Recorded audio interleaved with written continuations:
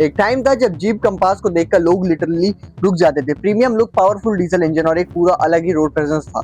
Jeep India में कुछ बड़ा करने आई थी, पर लेकिन आज सिचुएशन इतनी खराब हो चुकी है कि महीने में 200 यूनिट बिकना भी बहुत ज्यादा मुश्किल हो चुका है। अप्रैल 2026 में इस गाड़ी की खाली 121 यूनिट्स बची हैं ऑल ओवर इंडिया के अंदर। सवाल ये है, आखिर जीप के साथ हुआ क्या? क्या एक्सपेंस सर्विस ने कंपनी को डुबाया? क्या इंडियन कस्टमर ने जीप को रिजेक्ट कर दिया, या फिर जीप फोर्ड और शेवरलेट की तरह इंडिया से गायब होने वाली है? आज हम जीप की पूरी कहानी को डिकोड करेंगे इस वीडियो के अंदर, तो चैनल को भी सब्सक्राइब करें। जीप नाम इंडिया के लिए नया नाम नहीं था। ऑफ रोडिंग और रग्ड एसयूवी में जीप का नाम बहुत पहले से चला आ रहा था और ये काफी अच्छा लेजेंडरी ब्रांड भी माना जाता था। लेकिन ऑफिशियली इंडिया में एग्रेसिव कमबैक हुआ इनका 16 के अराउंड में।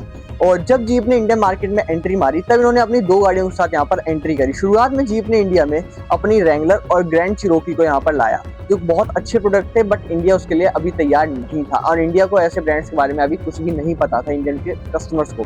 बट ब्रांड प्रीमियम था, लेकिन इंडियन मार्केट उस लेवल पर अभी भी नहीं थी। फिर आई एक एसयूवी जिसने जीप इंडिया की किस्मत तुरंत बदल 2017 में लॉन्च हुई। वो है आपकी जीप की कंपास। और हॉनेस्टली उस वक्त कंपास एक कंप्लीट पैकेज देती थी। Premium material, powerful diesel engine, solid build quality, amazing handling और सबसे इंपॉर्टेंट एक फॉरेन एसयूवी वाली फीलिंग।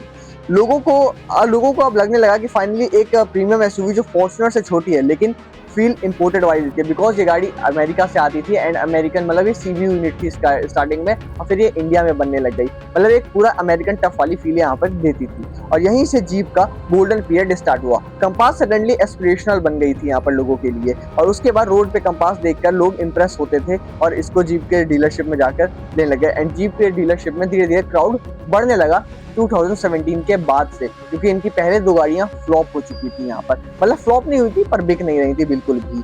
और कुछ टाइम के लिए ऐसा लगा कि जीप इंडिया में लॉन्ग टर्म गेम खेलने वाला है, लेकिन कहानी यहाँ खत्म नहीं होती। जीप का डाउनफॉल ऐसा नहीं कि स्टार्टिंग से ही चालू हो गया था, पर एकदम से नहीं हुआ। धीरे धीरे करके यहाँ पर इनका डाउनफॉल धीरे धीरे स्टार्ट हो चुका था। स्लोली प्रॉब्लम्स बिल्ड होने लगी। सबसे पहले प्रॉब्लम थी प्राइसिंग, क्योंकि इनकी गाड़ी की प्राइसिंग काफी ही ज्यादा थी। टाइम के साथ कंपास एक्सपेंसिव लगने लग गई लोगों को, और टॉप मॉडल्स की प्राइसिंग इतनी बढ़ गई जो लोगों ने कभी सोची भी नहीं थी। इनका जीप कंपास का मॉडल आज भी 30 लाख जो ज्यादा, मतलब 35 लाख के अराउंड वो पड़ता है 4x4 ऑटोमेटिक के अंदर। तो सबसे मेन थी यहाँ पे इनकी प्राइसिंग, और इतने पैसे में और ऑप्शंस भी थे। और सिर्फ प्राइस ही प्रॉब्लम नहीं थी, इंटरनेट पे काफी कस्टमर्स ने एक्सपेंसिव मेंटेनेंस और इनकंसिस्टेंट सर्विस एक्सपीरियंस की भी कंप्लेंट्स शेयर करनी स्टार्ट कर दी थी, और कुछ लोगों को डीलरशिप एक्सपीरियंस अच्छा नहीं लगने लग गया था। लेकिन कुछ कस्टमर फ्रस्ट्रेटेड भी दिखे, और कुछ लोगों को अभी भी गाड़ी बहुत ज्यादा बढ़िया लग गई थी। और इंडियन मार्केट में एक चीज बहुत इंपॉर्टेंट होती है, ट्रस्ट। जहां पर यहाँ पर जीप फेल हो गई और ये यहाँ पर ट्रस्ट बिल्ड नहीं कर पाए। अगर कस्टमर को लगने लगे कि फ्यूचर ओनरशिप कॉस्टली या रिस्की हो सकता है, तो इमीडिएटली सेफर ब्रांड्स की तरफ मूव करने जाता है।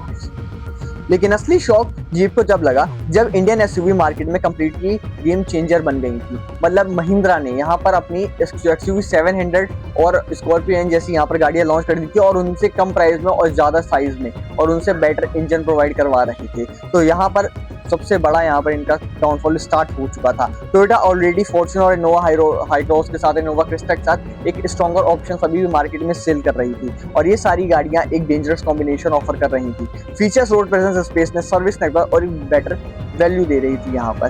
तो हर चीज का भी एंड परसेप्शन भी इनका बहुत ज्यादा बढ़िया आ रहा था।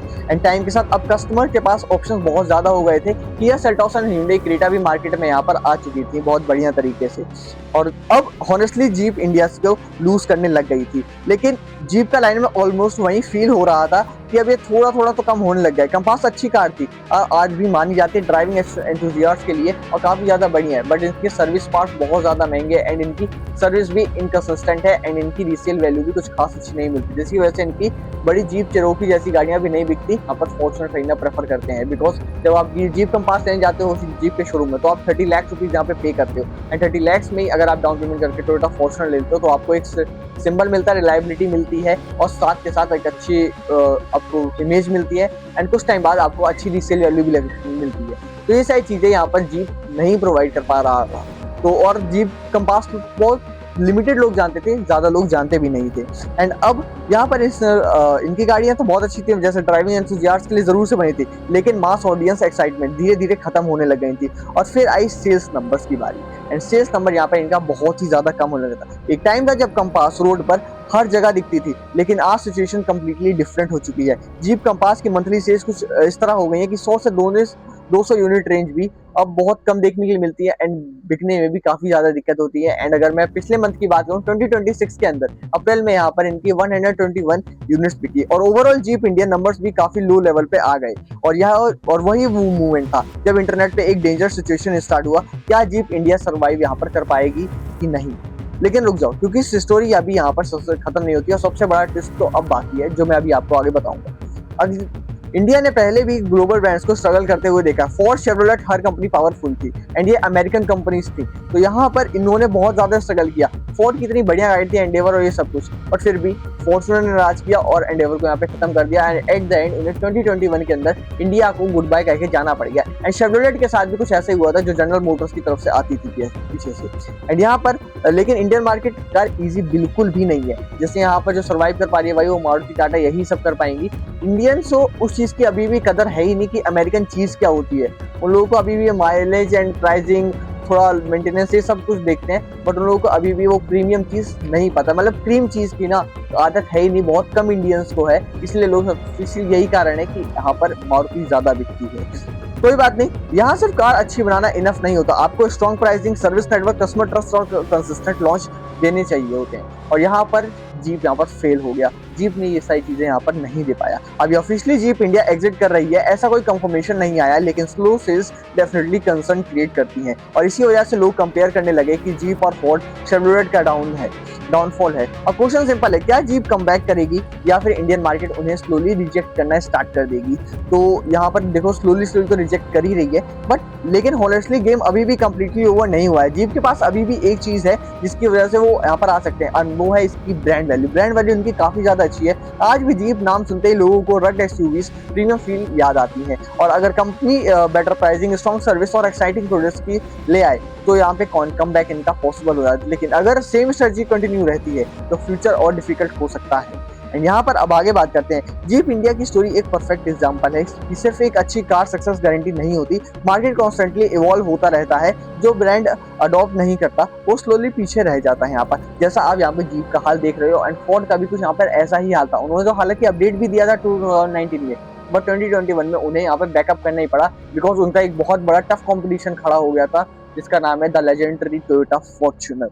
एंड यहाँ पर अब देखते हैं इंटरेस्टिंग क्या होने वाला है कि जीप इंडिया कमबैक करेगी या ये भी दोनों कंपनियों की तरह यहाँ से चली जाएगी और फिर इंडियंस बोलेंगे कि यार वो चीज चली गई, तो क्योंकि इन्हें तो क्रीम चीज की आदत नहीं है, जाने के बाद ही इनको पछतावा होता है। जैसे आज ये लोग चाहते हैं कि फोर्ड आ जाए वापस से, बट मैं कहता हूँ भाई फोर्ड अभी भी नहीं आने वाली है।